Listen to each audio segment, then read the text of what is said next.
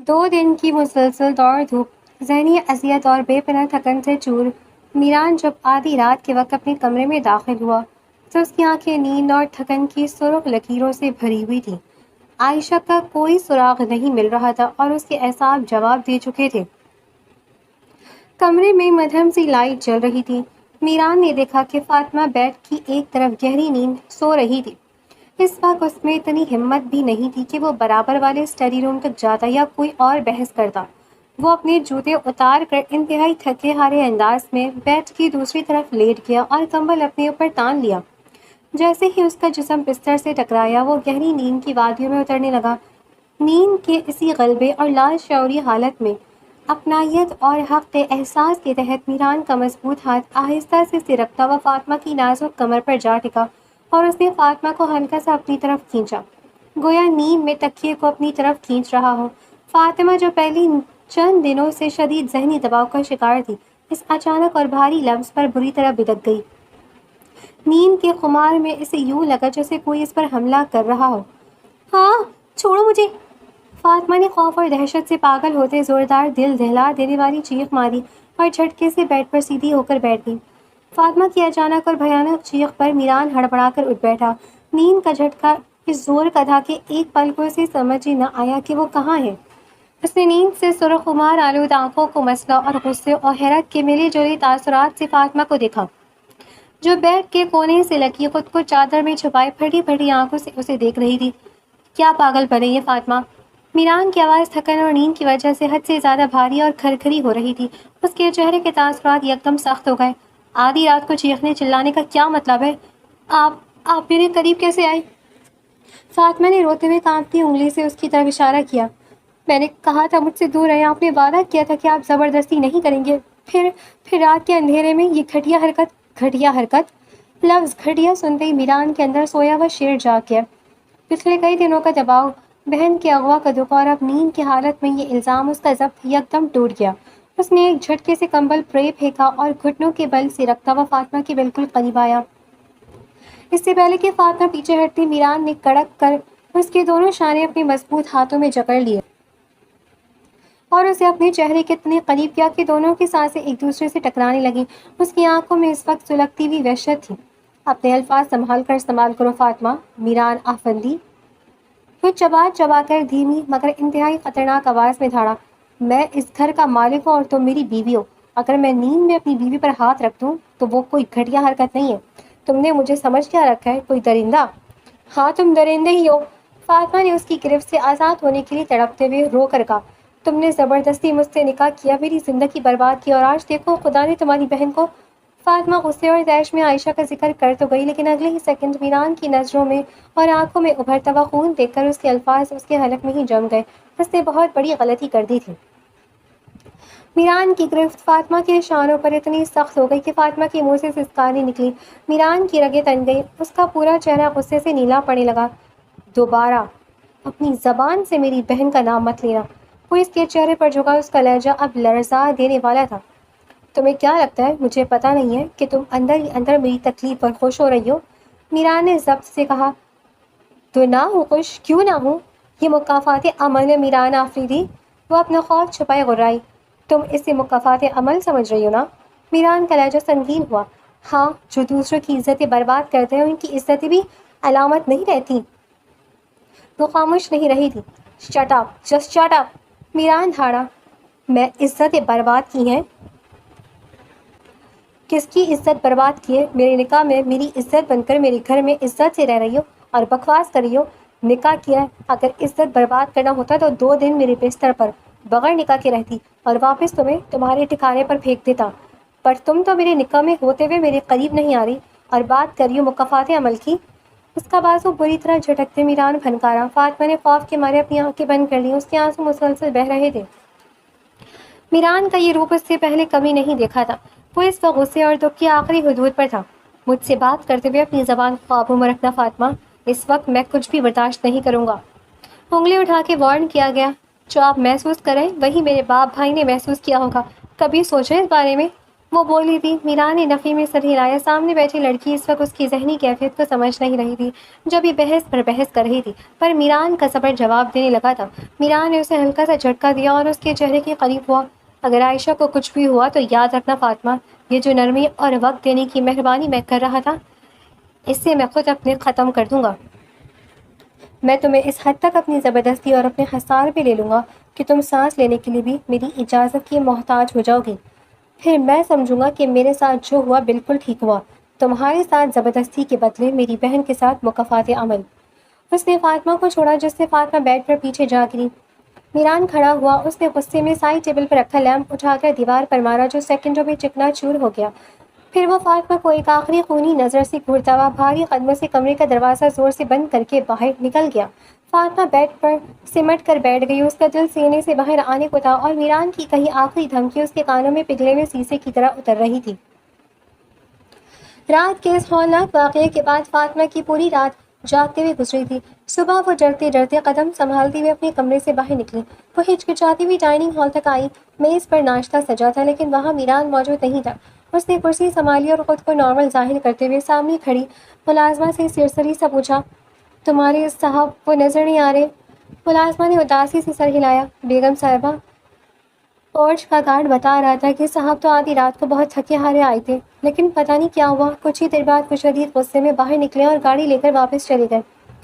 ملازمہ کی بات سن کر فاطمہ کے سینے سے بھاری بوجھ ہٹ گیا۔ اس نے دھیمے سے سوکھ کر سانس لیا۔ میران کا یہاں ہونا اس کے لیے کسی بڑی راحت سے کم نہیں تھا۔ ابھی اس نے ناشتے کے لیے نوالہ توڑا ہی تھا کہ مینشن کا خاص ملازم تیزی سے ہال میں داخل ہوا اور مؤدب ہو کر بولا، بیگم صاحبہ، باہر ڈرائنگ روم میں آپ کے بھائی زبیر صاحب آئے ہیں، وہ آپ سے ملنا چاہتے ہیں۔ نوالہ فاطمہ کے ہاتھ سے چھوٹ گیا۔ پہلے تو اسے شدید بے یقینی کا جھٹکا لگا، لیکن جیسے ہی اسے احساس ہوا کہ اس کا اپنا بھائی اسے ملنے آیا ہے، اس کی آنکھوں سے آنسو بہنے لگے۔ وہ کرسی چھوڑ کر دیوانہ وار ڈرائنگ روم کی طرف بھاگی۔ ڈرائنگ روم کا دروازہ کھلتے ہی سامنے زبیر کھڑا نظر آیا۔ زبیر کو دیکھتے فاطمہ کے ضبط کے سارے بندھن ٹوٹ گئے۔ وہ بھاگتی ہوئی زبیر کے سینے سے لگ کر پھوٹ پھوٹ کر رونے لگی۔ بھائی، خدا کے لیے مجھے یہاں سے لے جائے، میں مر جاؤں گی یہاں۔ وہ اس کی شرٹ کو مٹھیوں میں جکڑے ہچکیاں لیتے ہوئے بولی، خدا کی قسم میں بے قصور ہوں، میں نے میران کو اس نکاح کے بارے میں کچھ نہیں بتایا تھا، مجھے نہیں پتا تھا کہ وہ اس دن وہاں آ جائے گا، بابا مجھ سے جھوٹا غصہ کر کے بیٹھ جائیں گے۔ آپ تو جانتے ہیں نا اپنی فاطمہ کو، میں بابا کو دھوکہ دینے کا سوچ بھی نہیں سکتی۔ فاطمہ کی روتی ہوئی آواز پر زبیر نے اپنے لب سختی سے بھیج دیا اور اس کی نظریں جھک گئیں۔ اس کے چہرے پر گہرا کرب ابھرا۔ وہ سچائی اچھی طرح جانتا تھا۔ وہ جانتا تھا کہ میران کو اس نکاح کی خبر کسی اور نے دی ہے، بلکہ خود زبیر نے دی تھی، تاکہ فاطمہ حاجی صاحب کی ضد کی بھیڑ نہ چڑھے۔ لیکن اس وقت وہ فاطمہ کو یہ سچ بتا کر اسے خود سے بدگمان نہیں کرنا چاہتا تھا، اس لیے خاموش رہا اور بس اس کے سر پر ہاتھ پھیرتا رہا۔ کچھ دیر بعد روتے ہوئے گزر گئے تھے۔ فاطمہ نے اپنے آنسو پوچھے اور زبیر کا ہاتھ پکڑ کر التجا کرنے لگی، بھیا مجھے اس قید خانے میں نہیں رہنا، مجھے اپنے گھر لے چلیں۔ زبیر نے بے بسی سے فاطمہ کو دیکھا۔ گھر جا کر کیا کرو گی فاطمہ؟ اب تمہارا میران سے نکاح ہو چکا ہے، تم قانونا اس کی بیوی ہو، میں بابا کے قدموں میں گر جاؤں گی۔ فاطمہ نے تڑپ کر کہا، میں ان سے رو رو کر معافی مانگوں گی، انہیں سچ بتاؤں گی، مجھے پورا یقین ہے وہ اپنی بیٹی کا دکھ دیکھ کر مان جائیں گے، وہ اتنے پھتر دل نہیں ہیں۔ فاطمہ کی معصومانہ امید پر زبیر کے لبوں پر انتہائی دردناک اور بے بس سی مسکراہٹ ابھری۔ اس کی آنکھوں میں چھپی وحشت اور بے بسیاں فاطمہ سے چھپ نہ سکیں۔ فاطمہ کو کچھ گڑبڑ محسوس ہوئی۔ اس نے زبیر کے دونوں ہاتھ پکڑے۔ آپ ایسے کیوں مسکرا رہے ہیں؟ گھر میں سب ٹھیک ہے نا؟ بابا کیسے ہیں؟ زبیر نے گہرا سانس لیا، جیسے وہ کوئی بہت بڑا پہاڑ اپنے سینے سے ہٹا رہا ہو، اور لرزتی آواز میں بولا، گھر میں کچھ بھی ٹھیک نہیں ہے فاطمہ، 2 دن پہلے بابا کا بہت برا روڈ ایکسیڈنٹ ہوا تھا۔ یا اللہ، بابا! فاطمہ کا رنگ سیکنڈوں میں سفید پڑ گیا۔ ان کے سر پر شدید چوٹ آئی ہے، وہ ہسپتال میں ہے، ڈاکٹرز کہہ رہے ہیں ان کی حالت مسلسل بگڑ رہی ہے اور ان کی فوراً نیورو سرجری کرنی پڑے گی۔ زبیر کی آواز رون گئی، لیکن اس سرجری کا خرچہ 15 لاکھ روپے ہے فاطمہ، اور ہمارے پاس اس وقت اتنے پیسے نہیں ہیں۔ میں نے گھر ارجنٹ سیل پر لگایا ہے، لیکن اتنی جلدی کوئی گاہک نہیں مل رہا۔ جو ہماری پاس گاڑی ہے وہ بابا نے غصے میں میران کو واپس کر دی تھی، اور اب ہمارے پاس اس کے ڈاکیومنٹس بھی نہیں ہیں کہ اسے بیچ کر کچھ کر سکیں۔ فاطمہ کے پیروں تلے سے زمین نکل گئی۔ 15 لاکھ روپے! اس کا معصوم ذہن اس ناگہانی آفت پر بری طرح پریشان ہو گیا تھا۔ اس کے بابا زندگی اور موت کی کشمکش میں تھے اور وہ یہاں بے بس بیٹھی تھی۔ تبھی زبیر نے آگے بڑھ کر فاطمہ کے دونوں کانپتے ہوئے ہاتھ اپنی مٹھیوں میں لے لیے۔ اس کی آنکھوں میں آخری التجا امید تھی۔ فاطمہ، میری اور امی کی آخری امید اب صرف تم ہو۔ کیا تم ہمارے لیے کچھ کر سکتی ہو؟ فاطمہ نے پھٹی پھٹی آنکھوں سے اپنے بھائی کے چہرے کو دیکھا۔ زبیر نے زبان میران کا نام نہیں لیا، لیکن فاطمہ اپنے بھائی کے اس سوال کا مقصد، اس کا اشارہ بہت اچھی طرح سمجھ رہی تھی۔ اس کے بھائی کو 15 لاکھ روپے چاہیے تھا اور اس وقت وہ رقم صرف ایک ہی شخص دے سکتا تھا، میران آفریدی۔ اس نے جھٹکے سے اپنے ہاتھ زبیر کی گرفت سے چھڑائے، پیچھے ہٹتے ہوئے بدحواسی سے بولی، آپ یہ کیا کہہ رہے ہیں؟ میں کیسے اتنے پیسے ارینج کروں؟ میران سے میری تعلقات ویسے نہیں جیسے آپ لوگ سمجھ رہے ہیں۔ وہ ایک جابر انسان ہے، میں اس سے اتنی بڑی رقم کیسے؟ وہ خوف اور گھبراہٹ کے مارے ہانپنے لگی۔ زبیر نے اس کی حالت دیکھی تو آگے بڑھا اور اس کے کندھے تھام کر اسے سیدھا کرتے ہوئے انتہائی سنجیدگی سے سمجھانے لگا، فاطمہ میری بات سنو، تم کوئی غیر نہیں ہو، تم میران آفریدی کی بیوی ہو، تمہارا نکاح ہوا ہے اس سے۔ کوئی بھی شوہر اپنی بیوی کی بات نہیں ٹالتا۔ تم حق سے، محبت سے اس سے یہ پیسے مانگو، تم اس سے بات کرو گی تو وہ کبھی منع نہیں کرے گا۔ فاطمہ نے بے بسی سے سر ہلایا، اس کی آنکھوں سے آنسو بہہ کر اس کے گالوں کو بھگونے لگے۔ آپ نہیں جانتے، میں نے اب تک میران کو اپنا شوہر تسلیم ہی نہیں کیا۔ میں روز اس سے لڑتی ہوں، میں نے اس پر ہاتھ تک اٹھایا ہے۔ ہمارے درمیان کوئی محبت، کوئی رشتہ نہیں ہے۔ وہ مجھ سے شدید غصے میں ہے۔ میں کس منہ سے اور کس حق سے اس کے سامنے جا کر 15 لاکھ روپے مانگوں؟ فاطمہ کی بات سن کر زبیر کے چہرے پر ایک پل کو صدمہ ابھرا، لیکن اگلے ہی لمحے اس کے چہرے پر اپنے باپ کو کھو دینے کا خوف غالب آ گیا۔ اس نے فاطمہ کے ہاتھ دوبارہ مضبوطی سے تھام لیے۔ اس کی آواز میں اب التجا اور بے بسی انتہا پر تھی۔ فاطمہ میری بہن، میری بات سمجھنے کی کوشش کرو۔ ہمارے پاس اس وقت میران کے علاوہ دوسرا کوئی راستہ، کوئی اور امید نہیں ہے۔ اگر آج یہ پیسے ارینج نہ ہوئے تو ہم بابا کو کھو دیں گے۔ فاطمہ، کیا تم اپنی ضد کی خاطر بابا کو مرنے دو گی؟ بڑے بھائی کے منہ سے بابا کو کھو دے گے کے الفاظ سن کر فاطمہ کا دل جیسے سینے میں بیٹھ گیا۔ اس کا سارا غصہ، اس کی ساری سرکشی اپنے باپ کی زندگی کے آگے ریت کی دیوار ثابت ہوئی۔ اس کے سامنے اب ایک طرف اس کی انا تھی اور دوسری طرف اس کے بابا کی زندگی۔ اس نے گہرا سانس لیا، اپنے آنسو پوچھر زبیر کو حوصلہ دیا۔ نہیں، میں بابا کو کچھ نہیں ہونے دوں گی۔ میں میران سے بات کروں گی، چاہے مجھے اس کے پیروں میں ہی کیوں نہ گرنا پڑے۔ میں اس سے یہ پیسے لے کر رہوں گی۔ آپ بابا کے پاس ہسپتال جائیں، میں جیسے میران سے بات کرتی ہوں آپ کو فون کروں گی۔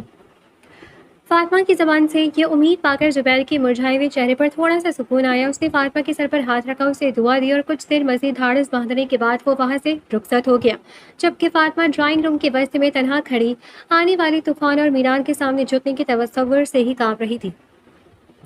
زبیر کے جانے کے بعد فاطمہ کے پاؤں جیسے زمین پر ٹکی نہیں رہے تھے۔ وہ ڈرائنگ روم کے ایک کونے سے دوسرے کونے تک بے چینی سے ٹہل رہی تھی۔ اس کا دل سینے میں ہتھوڑے کی طرح بج رہا تھا۔ 15 لاکھ روپے اور وقت ریت کی طرح ہاتھ سے نکل رہا تھا۔ ڈاکٹرز نے فوراً سرجری کا کہا تھا۔ اس کا مطلب تھا کہ اسے چند گھنٹوں کے اندر ان پیسوں کا بندوبست کرنا تھا۔ اناج، ضد، غصہ، سب کچھ پانی کے جھاگ کی طرح بیٹھ چکا تھا۔ اس نے فوراً لاؤنج کا رخ کیا اور وہاں کھڑی ملازمہ کو آواز دی، سنو، جلدی سے مجھے میران صاحب کا نمبر ملا کر دو، گھر کے لینڈ لائن فون سے کرو۔ ملازمہ نے سر ہلایا اور تیزی سے کریڈیشنل بک سے نمبر دے کر فون ملائے۔ 2-3 بیپ کے بعد اس نے ریسیور فاطمہ کی طرف بڑھا دیا۔ فاطمہ نے کانپتے ہاتھوں سے ریسیور کان سے لگایا۔ فون جا رہا تھا۔ ہر گھنٹی کے ساتھ فاطمہ کے دل کی دھڑکن تیز ہو رہی تھی، لیکن پوری گھنٹی جا کر فون کٹ گیا۔ میران نے کال ریسیو نہیں کی تھی۔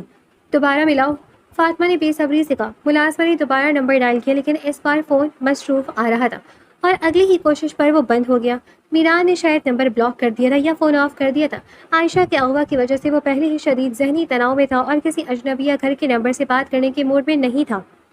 فاطمہ نے مایوسی سے ریسیور صوفے پر پڑھا۔ وہ ہاتھ پر ہاتھ دھرے یہاں بیٹھ کر تماشا نہیں دیکھ سکتی تھی۔ اس کا دم گھٹ رہا تھا۔ ہاؤس مینیجر کہاں ہے؟ انہیں فوراً یہاں بلاؤ۔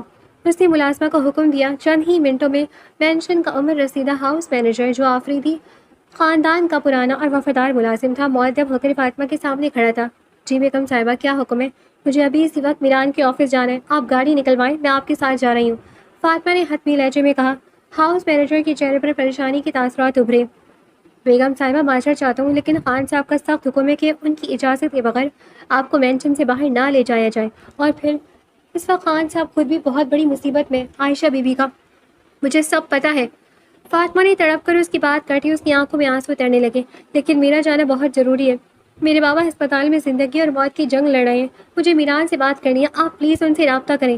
ہاؤس مینیجر نے فاطمہ کی بے بسی دیکھی تو اس کا دل بھی پگھل گیا۔ اس نے اپنی جیب سے موبائل نکالا اور میران کے پرسنل نمبر، پھر اس کے پی اے اور آخر میں آفس کے لینڈ لائن پر کال کی، لیکن کہیں سے کوئی خاطر خواہ جواب نہیں ملا۔ سیکریٹری نے بھی یہ کہہ کر رابطہ منقطع کر دیا کہ میران اس وقت بہت ضروری میٹنگ میں مصروف ہے۔ پولیس کی ٹیم آفس آئی ہوئی ہے۔ اس وقت میران آفریدی نے کسی سے بھی بات یا ملاقات یا کسی بھی پیغام کو سننے سے سختی سے منع کیا ہے۔ بیگم صاحبہ، میران صاحب سے رابطہ نہیں ہو پا رہا، ایسے میں آپ کا وہاں جانا ٹھیک نہیں ہوگا۔ مینیجر نے سمجھانے کی کوشش کی۔ میں کچھ نہیں جانتی۔ فاطمہ ضد پر اتر آئی۔ اس کی آواز میں اب شدید غصہ تھا۔ اگر آپ مجھے گاڑی میں نہیں لے کر جائیں گے تو میں پیدل ہی باہر نکل جاؤں گی۔ میں تماشا نہیں بنانا چاہتی، لیکن میں اپنے بابا کو مرنے بھی نہیں دے سکتی۔ مجھے ابھی آفس لے کر چلیں۔ اس کی شدید ضد اور آنکھوں میں جھلکتا ہوا خوف دیکھ کر ہاؤس مینیجر مزید انکار نہ کر سکا۔ وہ جانتا تھا کہ اگر یہ اکیلی باہر نکل گئی تو میران صاحب کا غصہ پورے مینشن کو جلا کر راکھ کر دے گا۔ ٹھیک ہے بیگم صاحبہ، اب تیار ہو جائے، میں گاڑی پورچ میں لگواتا ہوں۔ مینیجر نے سر جھکاتے ہوئے کہا۔ 10 منٹ بعد فاطمہ اپنی چادر سنبھالتی ہوئی گاڑی کی پچھلی سیٹ پر بیٹھی تھی۔ گاڑی مینشن کے بھاری لوہے کے دروازے کو پار کرتی ہوئی تیز رفتاری سے میران کے آفس کی طرف بڑھ رہی تھی، جہاں فاطمہ کو اپنی زندگی کا سب سے بڑا اور مشکل ترین سامنا کرنا تھا۔ گاڑی جیسے ہی میران کے کارپوریٹ آفس کے سامنے روکی، فاطمہ دل میں دعائیں پڑھتی ہوئی تیزی سے اندر داخل ہوئی۔ ہاؤس مینیجر اس کے پیچھے پیچھے تھا۔ وہ لفٹ کے ذریعے سیدھی ٹاپ فلور پر میران کے آفس کے باہر پہنچی، جہاں اس کا سیکرٹری کچھ پیپرز سیٹ کر رہا تھا۔ فاطمہ کو یوں اچانک وہاں دیکھ کر سیکرٹری حیران ہوا۔ جی آپ کس سے ملنا چاہتی ہیں؟ مجھے میران سے ملنے ابھی۔ فاطمہ کی آواز میں بے صبری واضح تھی۔ سیکرٹری نے معذرت خانہ انداز میں سر ہلایا۔ آئی ایم سوری میڈم، باس کی اس وقت ایک انتہائی ضروری اور کانفیڈینشیل میٹنگ چل رہی ہے، ہم انہیں اس وقت بالکل ڈسٹرب نہیں کر سکتے۔ آپ پلیز یہاں ویٹنگ ایریا میں تشریف رکھیں۔ فاطمہ بے بسی سے صوفے پر بیٹھ گئی۔ وقت گزرتا جا رہا تھا۔ 15 منٹ، آدھا گھنٹہ، پھر پونا گھنٹہ بیت گیا۔ ہر گزرتا سیکنڈ فاطمہ کے صبر کا امتحان لے رہا تھا۔ ہسپتال میں اس کے بابا کے پاس وقت کم تھا۔ جب اس سے مزید ضبط نہ ہوا تو وہ اچانک صوفے سے اٹھی۔ میڈم آپ اندر نہیں جا سکتی۔ سیکرٹری نے اسے روکنے کے لیے آواز دی، لیکن فاطمہ نے اس کی ایک نہ سنی۔ وہ تیز قدم اٹھاتی سیدھی کانفرنس روم کے بھاری دروازے کی طرف بڑھی اور اسے جھٹکے سے کھول کر اندر داخل ہو گئی۔ دروازہ کھلنے کی آواز پر اندر موجود سبھی سر گھوم گئے۔ کمرے میں سناٹا چھا گیا۔ یو شیپ میز کے مرکز میں میران آفریدی بیٹھا تھا، جس کے چہرے پر تھکن اور سرد مہری واضح تھی۔ اس کے آس پاس چند اعلیٰ عہدیداران اور پولیس کے اعلیٰ احکام موجود تھے، جو عائشہ کے کیس پر ہی بات کر رہے تھے۔ فاطمہ کو یوں اچانک اکیلے اور اس حالت میں اپنے آفس کے میٹنگ روم میں دیکھ کر میران کے ماتھے پر بل پڑے۔ اس کی آنکھیں حیرت اور غصے سے سکڑیں۔ اس نے ایک نظر دروازے پر کھڑی ہانپتے ہوئے سیکرٹری پر ڈالی، جس کے ڈر کر سر جھکا دیا۔ میران نے اپنے جذبات پر قابو پایا، اپنے کاغذات سمیٹے اور سرد مگر حتمی لہجے میں وہاں موجود افسران اور ملازمین سے کہا، آپ سب پلیز 5 منٹ کے لیے باہر تشریف لے جائیں۔ حکم سنتے ہی پولیس والے اور باقی لوگ خاموشی سے اپنی فائلیں اٹھا کر باہر نکل گئے۔ دروازہ بند ہوتے ہی کمرے میں صرف وہ دونوں رہ گئے۔ فاطمہ نے آگے بڑھنے کی کوشش کی۔ میران، مجھے آپ سے بہت ضروری بات کرنی ہے۔ تم گھر سے باہر کیسے نکلی فاطمہ؟ میران نے اس کی بات کاٹتے ہوئے اسے سلگتی نظروں کی زد میں لیا۔ اور یہاں میرے آفس میں میری اجازت کے بغیر اس طرح گھس آنے کی جرت کیسے ہوئی تمہاری؟ کیا میں نے تمہیں مینشن میں رہنے کا نہیں کہا تھا؟ فاطمہ نے اس کی ڈانٹ اور غصے کو یکسر نظر انداز کیا۔ آنکھوں سے آنسو بہہ نکلے۔ میران پلیز میری بات سنیں۔ میرے بابا کا بہت برا ایکسیڈنٹ ہو گیا ہے۔ وہ ہسپتال میں زندگی اور موت کی جنگ لڑ رہے ہیں۔ ڈاکٹرز کہہ رہے ہیں ان کی حالت بہت خراب ہے، ان کی فوراً نیورو سرجری کرنی پڑے گی۔ وہ بتاتے بتاتے ہچکیاں لے کر رونے لگی۔ میران نے کوئی تڑپ یا صدمہ ظاہر نہیں کیا۔ وہ وہیں کرسی پر بیٹھا خاموشی سے اس کے روتے ہوئے چہرے کو دیکھتا رہا۔ اس کے چہرے کے تاثرات کسی پتھر کی طرح سخت تھے۔ اس نے میز پر رکھے پانی کے گلاس کو دیکھا، پھر فاطمہ کی طرف اشارہ کرتے ہوئے بالکل انجان بن کر بے نیازی سے پوچھا، بیٹھ جاؤ، مجھے تمہارے بابا کے لیے دکھ ہے اور تم سے ہمدردی، لیکن ان سب میں کیا کر سکتا ہوں فاطمہ، سوائے افسوس کرنے کے؟ تمہارے یہاں آنے سے تمہارے بابا ٹھیک تو نہیں ہو جائیں گے؟ میران کا جملہ فاطمہ کے سر پر ہتھوڑے کی طرح لگا۔ وہ بری طرح پریشانی اور سکتے کا شکار ہو گئی۔ وہ تو یہ سمجھ کر آئی تھی کہ جیسے ہی وہ اپنے بابا کی حالت بتائے گی، میران بھی بھلے ہی غصے میں ہو لیکن انسانیت کے ناطے خود ہی کہہ دے گا کہ پیسوں کی فکر مت کرو، میں دے دوں گا۔ لیکن میران نے ایسا کچھ نہیں کہا تھا۔ اس کا لہجہ اتنا لا تعلق اور سرد تھا کہ فاطمہ کو اپنے پاؤں تلے سے زمین نکلتی محسوس ہوئی۔ وہ پھٹی پھٹی آنکھوں سے اس جابر مرد کو دیکھنے لگی جو اس کی بے بسی کا تماشا دیکھ رہا تھا۔ فاطمہ نے اپنی جگہ سے اٹھتے میران کے سرد موہری پر اپنے دل کو مضبوط کیا اور دوپٹے کے پلو سے اپنے آنسو صاف کیے۔ مجھے پیسے ادھار چاہیے، اس نے نظریں جھکائے خود کو سنبھالتے ہوئے کہا۔ میران نے کرسی کی پشت سے ٹیک لگائی اور پراسرار نظریں اس کے چہرے پر جماتے ہوئے پوچھا، کتنے؟ 15 لاکھ روپے۔ فاطمہ نے یکساں سانس میں رقم بتائی اور دھڑکتے دل کے ساتھ اس کے جواب کا انتظار کرنے لگی۔ میران نے حیرت یا ہچکچاہٹ ظاہر نہیں کی۔ اس نے بس اسبات میں سر ہلایا، لیکن اس کے اگلے ہی سوال نے فاطمہ کی پیشانی پر مزید اضافہ کر دیا، اور یہ رقم مجھے واپس کب ملے گی؟ میران نے سرد لہجے میں پوچھا۔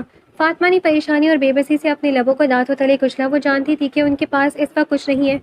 ہمارا گھر سیل ہونے والا ہے، بھیا نے اسے ارجنٹ بیچنے کے لیے دیا ہوا ہے، جیسے ہی وہ گھر بکے گا میں آپ کو پوری رقم واپس کر دوں گی۔ میران نے میز پر رکھے اپنے پین کو انگلیوں میں گھمایا اور کچھ سوچتے ہوئے بولا، ٹھیک ہے، میں تمہیں رقم دینے کے لیے تیار ہوں، لیکن یاد رکھنا فاطمہ، بزنس کا میرا ایک اصول ہے، مجھے وقت پر میری رقم واپس چاہیے، میں اس معاملے میں کوئی تاخیر برداشت نہیں کروں گا۔ فاطمہ نے بے بس خاموشی سے سر ہلا دیا۔ اس کے لیے اس وقت میران کی شرطیں اور اس کا یہ کاروباری انداز اہمیت نہیں رکھتا تھا، اسے بس اپنے بابا کی سرجری کے لیے پیسے چاہیے تھے۔ اب تم یہاں کھڑی وقت ضائع مت کرو، ہسپتال جاؤ، میران نے گھڑی پر وقت دیکھتے ہوئے کہا اور انٹرکام کا بٹن دبا کر اپنے مینیجر کو اندر بلایا۔ اس نے مینیجر کی طرف دیکھا اور حکم دیا، بیگم صاحبہ کے ساتھ ہسپتال جاؤ اور وہاں جتنے بھی ڈیوز ہیں وہ سب فوراً کلیئر کر دو، سرجری میں کوئی دیر نہیں ہونی چاہیے۔ مینیجر نے سر جھکا کر کہا، جی سر۔ فاطمہ نے اپنی گالوں پر گرے آنسوؤں کو صاف کیا اور کھڑی ہو گئی۔ ایک پل کے لیے اس کے ذہن میں کشمکش چلی کہ وہ اس شخص کا شکریہ ادا کرے یا نہ کرے جس نے اس کی زندگی برباد کی تھی۔ آج اسی نے اس کے باپ کی زندگی بچانے کا انتظام کیا تھا، لیکن اس کا دل ابھی اتنا بڑا نہیں تھا اور نہ ہی ہوا تھا کہ وہ میران کا احسان مانے۔ اس نے میران کی طرف دیکھا جس کا رخ اب دوبارہ اپنے ماتھے پر بل لائی فائلوں کی طرف ہو چکا تھا۔ فاطمہ نے بنا کوئی لفظ کہے، بنا شکریہ ادا کیے رخ موڑا اور تیزی سے میٹنگ روم سے باہر نکل گئی، جبکہ میران نے اس کے جانے کے بعد گہرا سانس لیا اور اپنی فائل بند کر دی۔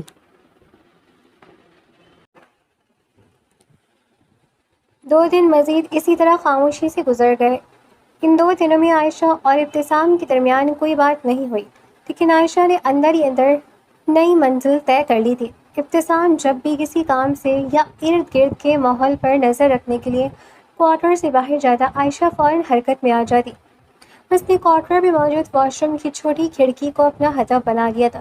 وہ کھڑکی لوہے کے پرانے فریم میں جڑی تھی اور عائشہ کچن سے چوری چھپے لایا ہوا ایک پرانا چمچ استعمال کر کے پچھلے 2 دن سے اس کے کیل اور قبضے ڈھیلے کرنے میں لگی ہوئی تھی۔ اس کی سخت محنت رنگ لا رہی تھی اور وہ لوہے کی گرل کافی حد تک ڈھیلی بھی ہو چکی تھی۔ آج بھی وہ واش روم کی فلور پر کھڑی پسینہ پوچھتی پوری قوت سے اس گرل کو ہلا رہی تھی کہ اچانک باہر کوارٹر کا مرکزی دروازہ کھلنے کی آواز آئی۔ عائشہ کے ہاتھ ایک پل کو رک گئے۔ اس نے گھبرا کر فوراً کھڑکی کے پینل کو واپس سیدھا کر کے اپنی جگہ پر فٹ کیا، چمچ کو اپنی قمیض میں چھپایا، جلدی سے بیسن پر جا کر ہاتھ دھوئے اور نارمل بنتی واش روم سے باہر نکل آئی۔ ابتسام ہال میں کھڑا تھا اور اس کے ہاتھ میں تازہ فروٹس تھے، برا ایک بڑا شاپر تھا۔ اس نے واش روم سے نکلتی عائشہ کو مشکوک نظروں سے دیکھا، جیسے وہ اس کے چہرے کے تاثرات پڑھنا چاہ رہا ہو، لیکن عائشہ نے خود پر کوئی خوف طاری نہیں ہونے دیا اور خاموشی سے ایک طرف کھڑی ہو گئی۔ ابتسام نے کچھ فروٹس ٹرے میں نکال کر ٹیبل پہ رکھے، پھر شاپر سے چند سیب اٹھائے اور مڑ کر باہر کی طرف جانے لگا۔ کوارٹر کا مرکزی دروازہ اب بھی کھلا تھا اور باہر درختوں کے سائے میں ایک خوبصورت مضبوط کالا گھوڑا بندھا کھڑا تھا، جس کی موجودگی کا عائشہ کو پہلے سے علم تھا۔ ابتسام باہر گیا اور بڑے پیار سے اس گھوڑے کی پیٹھ پر ہاتھ پھیرتے ہوئے اسے سیب کھلانے لگا۔ وہ سنگل پروفیسر اس وقت اس جانور کے ساتھ بہت نرم لگ رہا تھا۔ عائشہ نے چور دروازے کا خیال ذہن سے جھٹکا۔ وہ دبے پاؤں چلتی ہوئی کوارٹر کی دہلیز تک آئی اور کٹہرے سے ٹیک لگا کر بہت دھیمے اور عاجزانہ لہجے میں بولی، سر۔ ابتسام نے سیب گھوڑے کے منہ میں دیتے ہوئے گردن گھما کر اسے دیکھا۔ سر، کیا میں تھوڑی دیر کے لیے باہر آ سکتی ہوں؟ میرا اندر بند رہ کر دم گھٹ رہا ہے، میں کہیں بھاگوں گی نہیں، آئی پرومس۔ عائشہ نے معصومیت سے اپنی دونوں ہتھیلیاں جوڑی۔ ابتسام نے چند سیکنڈز عائشہ کے چہرے کو دیکھا، پھر گھوڑے کی باگ پکڑتے ہوئے مختصر جواب دیا، آ جاؤ، لیکن احتیاط رکھنا۔ عائشہ نے دل ہی دل میں خوشی منائی اور آہستہ آہستہ قدم بڑھاتی ہوئی باہر کی کچی مٹی پر آ گئی۔ جیسے ہی وہ گھوڑے کے قریب پہنچی، اس کالے چمکدار گھوڑے نے اپنے کان کھڑے کیے اور بڑی بڑی آنکھوں سے عائشہ کو گھورنے لگا، جیسے کہہ رہا ہو کہ یہ نئی مخلوق کون ہے۔ گھوڑے کا اس طرح گھورنا عائشہ کو تھوڑا ڈرا گیا۔ وہ ایک قدم پیچھے ہٹی۔ سر، یہ کاٹتا تو نہیں ہے نا؟ اگر اسے چھیڑو گی نہیں تو کچھ نہیں کہے گا، ابتسام نے روکھے پن سے کہا۔ عائشہ اب ابتسام کا اعتماد ہر قیمت پر جیتنا چاہتی تھی تاکہ وہ واش روم والی کھڑکی کا کام مکمل کر سکے۔ اس نے اپنے خوف پر قابو پایا، گہرا سانس لیا اور بہت ڈرتے ڈرتے اپنا نرم ہاتھ آگے بڑھا کر گھوڑے کی پیشانی پر رکھ دیا۔ گھوڑے نے ہلکی سی ہنہاہٹ کی لیکن پرسکون رہا۔ عائشہ کے لبوں پر مسکراہٹ ابھر آئی اور وہ اسے تھپتھپانے لگی۔ ابتسام وہیں کھڑا خاموشی سے عائشہ کی حرکت کو دیکھ رہا تھا۔ عائشہ چاہتی تو اس وقت جنگل کے سمت بھاگنے کا ڈرامہ کر سکتی تھی، لیکن وہ بالکل پرسکون کھڑی جانور کے ساتھ کھیل رہی تھی، جیسے اس نے واقعی اپنی قید کو قبول کر لیا ہو۔ عائشہ کا یہ بدلاؤ و فرما بردار رویہ دیکھ کر ابتسام کے دل میں اس کے لیے شک کم ہوا تھا۔ عائشہ کی محنت آخر کار رنگ لے آئی تھی۔ دوپہر کے وقت جب ابتسام باہر راؤنڈ پر تھا، عائشہ نے चम्मच की मदद से आखिरी कील भी निकाल फेंका। लोहे का खस्ता हाल फ्रेम अब पूरी तरह ढीला हो चुका था, बस एक हल्के से झटके की दूरी पर था और बाहर आज़ादी का रास्ता साफ था। आयशा का दिल कामयाबी की खुशी से ज़ोर ज़ोर से धड़क रहा था। वो वॉशरूम से निकलकर हॉल में आई ही थी कि उसे क्वार्टर के मरकजी दरवाजे के पास इब्तिसाम की धीमी सख्त और आवाज़ सुनाई दी। वो किसी से फ़ोन पर बात कर रहा था। आयशा दीवार की ओर में दबकर सांस रोके सुनने लगी। मैं आयशा को लेकर बहुत जल्द यहाँ से निकल जाऊँगा। इब्तिसाम फ़ोन पर किसी से कह रहा था। मुझे लगता है मीरान आफरीदी दोबारा इस जंगल का रुख करेगा। वो इतनी आसानी से हार मानने वाला नहीं है। आज रात ही ये हमें जगह छोड़नी होगी। ये सुनते ही आयशा के पैरों तले से ज़मीन निकल गई। ओह माय गॉड, आज रात नहीं, इतनी मुश्किल से तो मैंने भागने का रास्ता बनाया है। अगर इसने आज जगह बदल दी तो मैं ज़िंदगी भर इसके जंगल से नहीं निकल पाऊंगी। अब एक एक सेकंड कीमती था। आयशा ने घबराहट में दबा हुआ सांस लिया, जल्दी से अपनी चप्पल सीधी करके पहनी और अपने दुपट्टे को मजबूती से सर और कंधों की गिर्द लपेटा। वो तेज़ी से वॉशरूम की तरफ बढ़ने ही लगी थी कि सामने एक बड़ा साया लहराया। इब्तिसाम फ़ोन काटकर उसके बिल्कुल सामने आ खड़ा हुआ था और उसका रास्ता ब्लॉक कर चुका था। उसकी गहरी मशकूक नज़रें आयशा के सर पर लपेटे दुपट्टे और उसकी हड़बड़ाहट पर जम गई। इस होली में कहाँ जाने की तैयारी है? भागने की कोशिश कर रही हो? इब्तिसाम ने सर्द और जरी करने वाले लहजे में कहा। आयशा का दिल हलक में आ गया, लेकिन उसे कमाल होशियारी से अपने चेहरे पर मासूमियत और बेचैनी तारी की। उसने ज़ोर से नफ़ी में सर हिलाया, अपनी आंखें मेची और पाँव पर रखते हुए जल्दी से बोली, नहीं सर, कुछ भी तो नहीं, मुझे वॉशरूम जाना है, प्लीज़ हटे सामने से। उसने अपने तासुरात ऐसे बनाए जैसे वो वाकई वॉशरूम जाने के लिए शदीद जल्दी में हो। वॉशरूम का नाम सुनते ही इस सख्त गिर प्रोफेसर के चेहरे का रंग एकदम बदला। मशरक़ी हया और शराफत के तहत इब्तिसाम शदीद शर्मिंदगी महसूस करते हुए फ़ौरन 2 कदम पीछे हट गया। ओ जाओ, उसने नज़र झुकाते रूखेपन से कहा। आयशा ने दिल में फातिहाना नारा लगाया, तेज़ी से वॉशरूम के अंदर दाखिल हुई और दरवाज़ा अंदर से बंद करके कुंडी चढ़ा दी। बाहर हॉल में 15 मिनट गुजर चुके। इब्तिसाम सोफे पर बैठा कुछ सोच रहा था, लेकिन जब काफ़ी देर तक वॉशरूम के अंदर से पानी गिरने या किसी किस्म की कोई आवाज़ ना आई तो इसके माथे पर बल पड़ गए। उसके दिल में कुछ खड़का। वो उठा और वॉशरूम के दरवाजे के पास आकर खड़ा हो गया। उसने हाथ उठाया और दरवाजे पर दस्तक दी। आयशा, आयशा। कोई जवाब नहीं आया। अंदर मुकम्मल खामोशी थी। इब्तिसाम का शक यकीन में बदलने लगा। उसने दोबारा जोर से दरवाज़ा खटखटाया। आयशा, जवाब दो वरना मैं दरवाज़ा तोड़ दूंगा। जब अब भी अंदर से कोई हरकत महसूस ना हुई तो इब्तिसाम का ज़ब्त जवाब दे गया। उसने 2 कदम पीछे हटकर पोजीशन ली और अपने कंधे का एक भरपूर धक्का दरवाजे पर दे मारा। बम! पुरानी लकड़ी का दरवाज़ा एक ही झटके में अपनी कुंडी समेत अंदर जा गिरा। इब्तिसाम तेज़ी से अंदर दाखिल हुआ, लेकिन सामने का मंजर देखकर उसका दिमाग घूम गया। वॉशरूम बिल्कुल खाली था। लोहे का फ्रेम जिसे वो नाकाबिल तस्खीर समझ रहा था, वो नीचे फर्श पर गिरा पड़ा था और खिड़की का रास्ता पूरी तरह खुला था। बाहर जंगल की तेज़ हवा अंदर आ रही थी। गुस्से और जलाल से इब्तिसाम की आंखें खून खार हो गई। उसके चेहरे की रगें तन गई। वो छोटी सी लड़की, वो आफरीदी ख़ानदान की ज़िद्दी बला बाज नहीं आई थी। उसने अपनी खामोशी और सफाई से उसके इतने मोहतात मंसूबे में सीनम लगा दी थी। इन चंद दिनों में इस छोटी सी लड़की ने इब्तिसाम जैसे शातिर दिमाग इंसान को तिगनी का नाच नचा दिया था और वो एक बार फिर उसके हाथ से निकल चुकी थी। आयशा अफरीदी! इब्तिसाम की हौलनाक गरज पूरे क्वार्टर और जंगल में गूंज गई। वो जंगल के पथरीले रास्तों पर किसी शिकारी चीते की तरह तेज़ रफ्तारी से भागा। उसकी नज़र ज़मीन पर मिट्टी और सूखे पत्तों पर आयशा के पैरों के निशानात ढूंढ रही थी। ठीक 15 मिनट की अंधाधुंध दौड़ के बाद उसे कुछ दूरी पर झाड़ियों के हिलने की आवाज़ आई। इब्तिसाम के कदम वहीं रुक गए। वो आहिस्ता आहिस्ता कदम बढ़ाता हुआ इस घनी झाड़ी के पास पहुंचा। वहाँ आयशा आफरीदी ज़मीन पर बैठी ज़ारो कतार रो रही थी। उसका दुपट्टा का एक हिस्सा कांटेदार झाड़ियों में ऐसा उलझा था कि वो जितना खुद को छुड़ाने की कोशिश करती, कांटे उसके वजूद में चुभ जाते। उसके पाँव एक बार फिर लहूलुहान हो चुके थे और वो बेबसी से वहीं मिट्टी पर ढेर हो चुकी थी।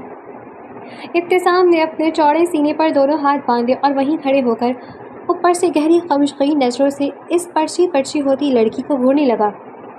उसका साया आयशा पर पड़ा तो आयशा ने सहम कर सर उठाया। इब्तिसाम को अपने सामने पाते ही उसका खून जम गया। मैं भाग नहीं रही थी सर। आयशा ने खौफ से हिकलाते हुए फ़ौरन सफाई पेश की, हालांकि उसकी हालत साफ बता रही थी कि वो क्या कर रही थी। इब्तिसाम के लबों पर कांटदार तंज उभरा। ओ वाकई तुम भाग नहीं रही थी? मैं भी कितना बेवकूफ़ हूँ। मिस आयशा अफरीदी तो नंगे पाँव इस घने जंगल में सिर्फ यहाँ की सफाई सुथराई देखने निकली है ना? Sir please. आयशा ने रोने वाले मुँह के साथ हाथ जोड़े। खामोश! ابتسام نے غصے سے اپنے دانت پیسے جو اس نے عائشہ کو سہمنے پر مجبور کر دیا۔ اس نے جھک کر ایک ہی جھٹکے سے عائشہ کا دوپٹہ ان کانٹوں سے آزاد کیا جس سے کپڑا کڑچ کر کی آواز کے ساتھ پھٹ گیا۔ پھر اس نے عائشہ کو بازو سے دبوچا اور جھاڑیوں سے باہر نکال کر تقریباً گھسیٹتے ہوئے واپس کوارٹر کی طرف لے جانے لگا۔ عائشہ کے رونے اور منتیں کرنے کا اس پر کوئی اثر نہیں ہو رہا تھا۔ کوارٹر کے اندر لاتے ابتسام نے عائشہ کو ہال میں موجود لکڑی کی بھاری میز کے پاس لایا۔ اس بار انداز میں کوئی رحم یا نرمی نہیں تھی۔ اس نے مضبوط اور موٹی رسی اٹھائی۔ عائشہ نے تڑپ کر پیچھے ہٹنا چاہا لیکن ابتسام نے اسے ایک ہی جھٹکے سے دبوچا اور اس کے دونوں پیروں کو اس بھاری میز کے پائے کے ساتھ اتنی مضبوطی سے جکڑ کر باندھا کہ وہ اپنی جگہ سے 1 انچ بھی ہلنے کی قابل نہ رہی۔ اب وہ بیٹھ تو سکتی تھی لیکن کھڑی ہو کر قدم نہیں بڑھا سکتی تھی۔ چھوڑے مجھے، یہ کیا کر رہے ہیں آپ؟ میں مر جاؤں گی ایسے، عائشہ نے رسی کو کھینچتے ہوئے چیخ کر کہا۔ ابتسام نے رسی کا آخری سرا ایک پکے وزن کے ساتھ باندھا، پھر سیدھا کھڑا ہو کر اپنے کپڑے درست کیے۔ اس کی آنکھیں اب بھی دہتے انگارے کی مانند تھیں۔ اب تم اسی طرح اس میز سے بندھی رہو گی عائشہ آفریدی؟ ابتسام نے چبا چبا کر نہایت سرد اور حتمی لہجے میں کہا۔ نہ کوئی واش روم کا ڈرامہ اور نہ ہی کوئی اور نخرے، جب تک تمہارا اگلا اور بالکل پکا بندوبست نہیں ہو جاتا تم یہیں رہو گی۔ وہ مڑا اور کچن کی طرف چلا گیا تاکہ جگہ بدلنے کی تیاری کر سکے۔ ساری رات ایک ہی پوزیشن میں بھاری میز کے پائے سے بندھے رہنے کی وجہ سے عائشہ کے پاؤں میں شدید درد ہونا شروع ہو گیا تھا۔ پاؤں کی نسیں جیسے سوکھ چکی تھیں اور سوج گئی تھیں اور ہلکی سی جنبش پر بھی اس کے منہ سے سسکاریاں نکل جاتی تھیں۔ غصہ اور انا اب تکلیف کے آگے دم توڑ چکے تھے۔ صبح جیسے ابتسام کمرے سے باہر نکلا، عائشہ نے فوراً منت سماجت والا لہجہ اپنایا۔ سر پلیز میرے پاؤں کھول دیں، خدا کے لیے کھول دیں۔ عائشہ کی آواز میں اس بار سچی تکلیف تھی۔ میں سچ کہہ رہی ہوں، اب کبھی بھاگنے کی کوشش نہیں کروں گی۔ میں قسم کھاتی ہوں اپنے بابا کی، اپنے بھائیوں کی قسم کھاتی ہوں، میں اب کوئی چال نہیں چلوں گی۔ بس یہ رسی کھول دیں، مجھ سے یہ درد برداشت نہیں ہو رہا۔ ابتسام صوفے کے پاس کھڑا خاموشی سے اس کا چہرہ دیکھتا رہا۔ عائشہ مسلسل بولے جا رہی تھی، قسمیں کھا رہی تھی۔ اس کے مستقل بولنے اور اس کی حالت دیکھنے کے بعد ابتسام کے چہرے کے تاثرات کچھ نرم ہوئے۔ وہ 90 تولے قدموں سے اس کے پاس آیا اور رسی کی گرہ کھولنے لگا۔ تمہاری ان قسموں پر مجھے رتی برابر بھی بھروسہ نہیں ہے، ابتسام نے رسی کھولتے ہوئے سرد لہجے میں کہا۔ اور ویسے بھی اب اس رسی کی ضرورت نہیں ہے، ہم اپنے پکے ٹھکانے پر جا رہے ہیں، وہاں واش روم کی کھڑکیاں توڑنے کی گنجائش نہیں ہوگی۔ پھر دیکھتا ہوں تم کیسے بھاگتی ہو۔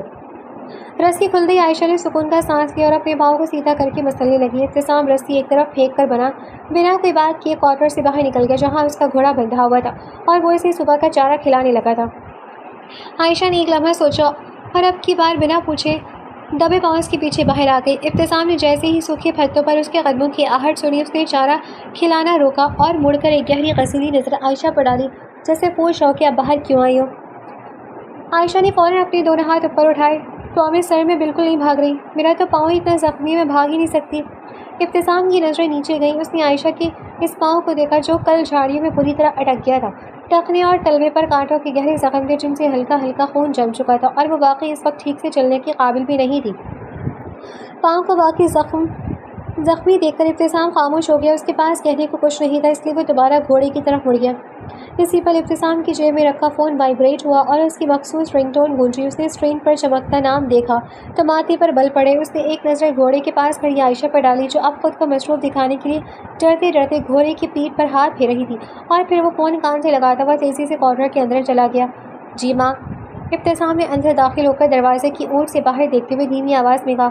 آگے سے اس کی ماں کی جذباتی اور غصے سے بھری آواز آئی۔ وہ فون پر مسلسل بات کر رہی تھی اور ان کا ایک ہی اصرار تھا، ابتسام اس لڑکی کو ابھی کے ابھی یہاں میرے پاس لاؤ، 20 سال کا حساب پورا کرنا ہے مجھے دیکھنا ہے کہ سکندر آفریدی کی بیٹی تڑپتی کیسے ہے۔ ابتسام کے ماتھے کے بل مزید گہرے ہو گئے۔ وہ باہر کھڑی عائشہ کو دیکھ رہا تھا جو نادانی میں گھوڑے کو چارہ کھلانے کی ناکام کوشش کر رہی تھی۔ اس نے ایک بے بس سا سانس لیا اور اپنی ماں کو سمجھانے والے لہجے میں بولا، اماں آپ سمجھے، خطرہ ابھی ٹلا نہیں ہے، میران آفریدی اور اس کی پولیس چوکسی سے ڈھونڈ رہی ہے، ابھی اسے وہاں لانا سیکیورٹی کے لحاظ سے ٹھیک نہیں ہے، پولیس ہمارے اصل ٹھکانے تک پہنچ جائے گی۔ وہ اپنی ماں کو صرف سیکیورٹی کا بہانہ بنا کر ٹال رہا تھا لیکن سچ تو کچھ اور ہی تھا۔ سچ یہ تھا کہ وہ چاہ کر بھی عائشہ کو اپنی ماں کے پاس نہیں لے جا پا رہا تھا۔ ان چند دنوں میں عائشہ کی معصومیت، اس کی نادانی اور اس کی نادان چالیں، اس کا وہ دال روٹی پر نخرے دکھانا اور اس رات چور دروازے میں اس کے گرم آنسوؤں کا اس کے ہاتھ پر گرنا، ان سب چیزوں نے ابتسام کے اندر کی جلاد کو کہیں نہ کہیں پگھلا دیا تھا۔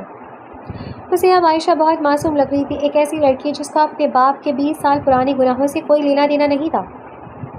اس کا دل اب عائشہ کے ساتھ مزید زیادتی کرنے پر کسی طور آمادہ نہیں ہو رہا تھا اور وہ اسی کشمکش میں بے بسی سے اسے تکے جا رہا تھا۔ اماں سے فون پر طویل بحث اور اپنے اندر کی کشمکش کے بعد ابتسام نے جیسے ہی فون کاٹا، اس کا موڈ شدید خراب تھا۔ وہ جیسے ہی مڑا اور اس کی نظر کھلے دروازے سے باہر پڑی، اس کا دماغ ایک بار پھر گھوم گیا۔ باہر کوئی نہیں تھا، نہ وہاں اس کا گھوڑا تھا اور نہ ہی عائشہ آفریدی۔ عائشہ! ابتسام کے حلق سے غصے کی زبردست گرج نکلی۔ وہ لڑکی ایک بار پھر اس کے جذبات اور اس کے رحم دلی کے خیال کا فائدہ اٹھا کر اسے دھوکہ دے چکی تھی۔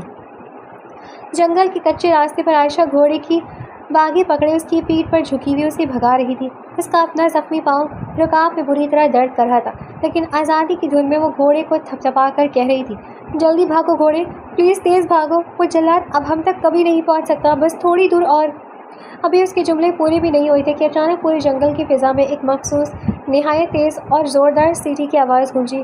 وہ ابتسام کی سیٹی تھی۔ سیٹی کی آواز کانوں میں پڑتی وفادار اور سدھائے ہوئے گھوڑے نے ایک زوردار ہنکاہٹ ماری اور عائشہ کے کھینچنے کے باوجود اچانک ہوا میں اپنے اگلے پاؤں اٹھا کر پورا رخ واپس کوارٹر کی طرف پلٹ لیا۔ عائشہ کو سنبھلنے کا موقع ہی نہیں ملا۔ گھوڑا اب اپنی پوری وحشیانہ رفتار سے واپس کوارٹر کی طرف دوڑ رہا تھا جہاں اس کا مالک کھڑا تھا۔ گھوڑے کی اتنی تیز اسپیڈ اور اچانک لگنے والے جھٹکے کے باعث عائشہ کا توازن مکمل طور پر بگڑ گیا۔ اس کا زخمی پاؤں گھوڑے کے باگ اور زین کی مضبوط رسی میں اٹک گیا اور وہ پیٹھ کے بل نیچے کی طرف پھسل گئی۔ وہ گھوڑے سے نیچے تو نہیں گری، لیکن اس کا پاؤں اوپر رسی میں پھنسا رہا تھا اور الٹی ہو کر گھوڑے کے پیٹ کے ساتھ لٹک گئی۔ اس کے بال مٹی میں گھسٹ رہے تھے اور اس کا پورا وجود ہوا کے تھپڑے کھا رہا تھا۔ جب گھوڑا کارنر کے صحن میں آ کر یکدم رکا تو عائشہ کا منہ اور اس کا سر لٹکتے ہوئے بالکل ابتسام کی بوٹوں کے پاس آ کر رکا۔ وہ الٹی لڑکی درد اور خوف سے بری طرح کرہا رہی تھی۔ ابتسام وہیں کھڑا تھا، چہرے پر سرد تاثرات لیے جبڑے بھیجے ہوئے تھے۔ اس نے آگے بڑھ کر گھوڑے کی زین سے بندھی اس رسی کو ایک ہی زوردار جھٹکا دیا۔ آہ! رسی کھینچتی عائشہ کا پاؤں آزاد ہوا اور وہ سیدھی نیچے سخت کچی مٹی پر بیٹھ کر پیٹ کے بل گری۔ اس کا زخمی پاؤں دوبارہ سوج گیا تھا۔ وہ زمین پر پڑی تڑپ رہی تھی، جبکہ ابتسام اوپر کھڑا اسے خونخوار نظروں سے دیکھ رہا تھا۔ زمین پر پیٹ کے بل گرنے اور زخمی پاؤں میں شدید درد کے باوجود عائشہ نے جب اوپر دیکھا تو ابتسام کا چہرہ غصے سے بالکل لال ہو رہا تھا۔ اپنی چوری پکڑے جانے پر شرمندہ ہونے کے بجائے اس نے صورتحال کو سنبھالنے کے لیے کمال ڈھلائی کا مظاہرہ کیا۔ وہ وہیں کچی مٹی پر بیٹھی ایک ہاتھ سے اپنا پاؤں سہلاتے ہوئے ابتسام کو دیکھ کر خجالت سے کھلکھلا کر ہنسنے لگی۔ سر، یقیناً آپ کو اس وقت یہی لگ رہا ہوگا کہ میں یہاں سے بھاگنے کی کوشش کری تھی، ہے نا؟ اس نے اپنے بکھرے ہوئے بال پیچھے جھٹکے اور چہرے پر دنیا بھر کی معصومیت سجا کر بولی، پر سچ مانے ایسا بالکل بھی نہیں ہے۔ میں تو بس اس پیارے سے گھوڑے پر بیٹھ کر تھوڑی سی رائڈ لے رہی تھی۔ موسم کتنا اچھا ہے نا باہر، پر آپ کی سیٹی نے میرا سارا موڈ اور میری راؤنڈ دونوں خراب کر دی۔ ابتسام نے کوئی جواب نہیں دیا۔ وہ اپنے دونوں ہاتھ کمر پر رکھے پتھر کا بت بنے خمشگیں نظروں سے اسے صرف گھور رہا تھا۔ اس کے چہرے کے سخت تاثرات بتا رہے تھے کہ وہ عائشہ کی کہانی پر 1% بھی یقین نہیں کر رہا تھا۔ عائشہ کو اندازہ ہو گیا کہ اب یہاں مزید رکنا خطرے سے خالی نہیں ہے، ورنہ یہ جلاد واقعی اسے دوبارہ کسی صندوق میں بند کر دے گا۔ اچھا بابا، غصہ نہ کریں، میں خود ہی اندر جا رہی ہوں۔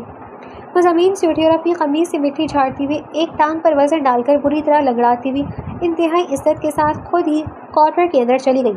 ابتسام ابھی باہر ہی کھڑا تھا کہ عائشہ نے ہال میں پہنچ کر ایک اور چونکا دینے والی چال چلی۔ وہ تیزی سے اسی پرانی لکڑی کی بھاری میز کے پاس گئی، فرش پر بیٹھی اور ابتسام کے اندر داخل ہونے سے پہلے وہاں پڑی موٹی رسی کو اٹھا کر خود ہی اپنے پاؤں کی گت لپیٹنے اور اسے میز کے پائے سے باندھنے لگی۔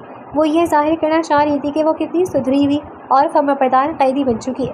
جب ابتسام کوارٹر کے اندر داخل ہوا تو سامنے کا منظر دیکھ کر ایک پل کے لیے اس کے قدم وہیں رک گئے۔ عائشہ میز سے بندھی بڑے سلیقے سے اپنے ہاتھ گود میں رکھے معصوم بنی بیٹھی تھی، جیسے اس نے کچھ کیا ہی نہ ہو۔